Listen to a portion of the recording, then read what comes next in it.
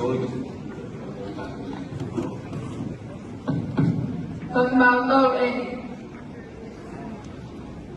og mapapatay ni Atua, ikaw ni Mayoka, og fay ka mamuwi, ang maulagan manuway, at tamaki kolis, kimaukaw, kimipolotu,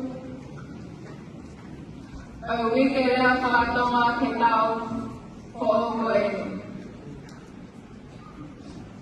Pag maulele mayo meklen inesi, is Auckland.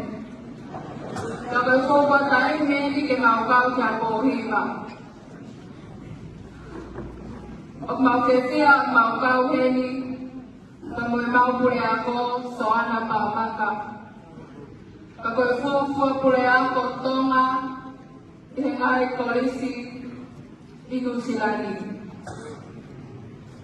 There is a Maori proverb that says, the Kumara never speaks of how sweet is it.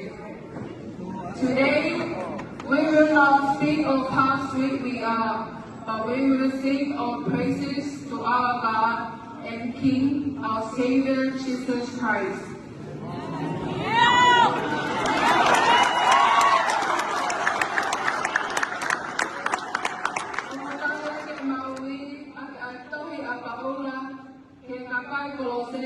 Bahal tolu, berbeda suap tolu. Ilang ada temofai, ngawe pengawe yai, kita ngawe pegi, ikai pekapai. Kalau penamariani obokola tu polis tamaki, kita mau fire pagi lima, kamu dah mai yai, malam.